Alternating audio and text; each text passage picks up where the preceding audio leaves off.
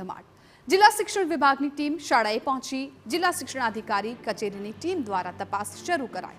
અન્ય વિદ્યાર્થીઓના નિવેદન લેવાની કાર્યવાહી શરૂ કરાઈ। સીસીટીવીના ફૂટેજ આપવા મામલે શાળા સંચાલકોના ગોળ જવાબ। ગોડોદરા પોલીસની ટીમ પણ શાળાએ પહોંચી। પરિવારના નિવેદન નોંધવાની કાર્યવાહી થશે। શાળાની ફી નહીં ભરતા સંચાલકો દબાણ કરતા હોવાનો આરોપ। તમામ આક્ષેપ પાયા વિહોણા હોવાનો શાળા સંચાલકોનો દાવો।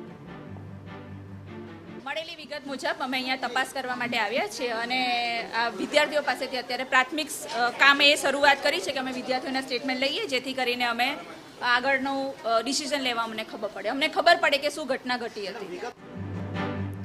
વિદ્યાર્થીનીના પિતાની માંગ છે કે જવાબદારો સામે પગલાં લેવાય, જેથી આવું બીજા કોઈ સાથે ન થાય। તો વિદ્યાર્થીનીના ભાઈએ પણ ખૂબ જ ગંભીર આક્ષેપ કર્યા છે। તેનું કહેવું છે કે જ્યારે એક દિવસ વિદ્યાર્થીનીને ક્લાસની બહાર ઊભી રખાઈ હતી, ત્યારે માતા પિતાએ ફોન કરીને શાળા સંચાલકો સાથે વાત કરી હતી અને શાળાએ તેને મોકલવાની વાત પણ કરી હતી। પણ તેમ છતાં જ્યારે વિદ્યાર્થીની સ્કૂલે ગઈ ત્યારે તેને એ જ રીતે બહાર ઊભી રાખવામાં આવી। સતત 2 દિવસ બનેલી આ ઘટના બાદ શાળાએ ફી ન ભરાય ત્યાં સુધી છોકરીને સ્કૂલે આવવાની ના પાડી દીધી। પણ વિદ્યાર્થીની સ્કૂલે જવા માંગતી હતી અને એટલે જ દુઃખમાં આવી તેણે આ પગલું ભર્યું। जो स्कूल जाती है वो कोई फीस बाकी था, तो मास्टरों ने टॉर्चर किया, उसको स्कूल के बाहर खड़ा रखा। वो डिप्रेशन में आके घर पे आके फांसी खा के मर गया।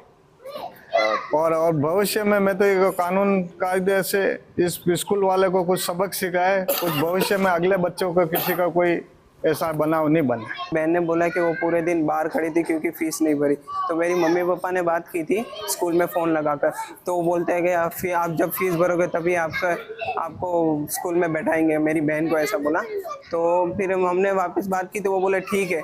तो उस दिन मेरी बहन स्कूल गई थी तो भी उसको पूरे दिन बाहर खड़ा रखा। उसको बार बार तो फीस के लिए बोला गया कि फीस लेके आओ, फीस लेके आओ। मेरी बहन घर पे आके रोती थी। अपघातना कारण पर એટલા માટે સવાલ થઈ રહ્યા છે કેમ કે શાળામાં અભ્યાસ કરતી અન્ય એક વિદ્યાર્થીની દ્વારા દાવો કરવામાં આવ્યો છે કે અપઘાત કરનાર વિદ્યાર્થીની અન્ય યુવક જોડે મોબાઈલ પર વાત કરતી હતી, જેનું રેકોર્ડિંગ પિતાના હાથે લાગતા પિતાએ તેને ઠપકો આપ્યો હતો। જો કે આ મામલે શાળા સંચાલકોએ તમામ આક્ષેપ પાયા વિહોણા હોવાનો દાવો કર્યો છે। સંચાલકો દ્વારા જણાવવામાં આવ્યું હતું કે તે શાળા દ્વારા કોઈ પણ વિદ્યાર્થીને ફી માટે દબાણ કરવામાં આવતું નથી। જો કોઈ વિદ્યાર્થીની ફી બાકી પણ હોય તો વાલીને જાણ કરવામાં આવે છે। વિદ્યાર્થીના વર્ગ શિક્ષક દ્વારા દાવો કરવામાં આવ્યો છે કે વિદ્યાર્થીનીના વાલીઓને ફી બાબતે ફોન કરતા તેઓ ફોન ઉપાડતા ન હોવાથી વિદ્યાર્થીનીને દ્વારા કોલ કરવામાં આવ્યો હતો। શાળા તરફથી ફી બાબતે કોઈ દબાણ કરવામાં નથી આવ્યું। એ બાળકીને એક્ઝામ હતી તો સરે એના મમ્મી પપ્પા કોલ નથી રિસીવ કરતા, એટલે બાળકીને બોલાવીને કીધું કે બેટા તારી ફીસ બાકી છે તો તારા મમ્મી પપ્પાને કોલ કરી દે। તો એને ફોન કરવાનું કીધું, તો એને ફોન કરવા માટે મને કીધું કે મેમ ફોન લઈને મને કરી આપો ને।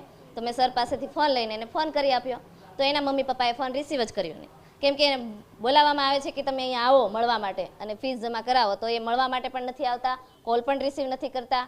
બાળકીને કહીએ છીએ તો એ લોકો સામે રિસ્પોન્સ પણ નથી આપતા અને બાળકીને ભણવા માટે પણ ક્યારે આવવા દેતા નથી।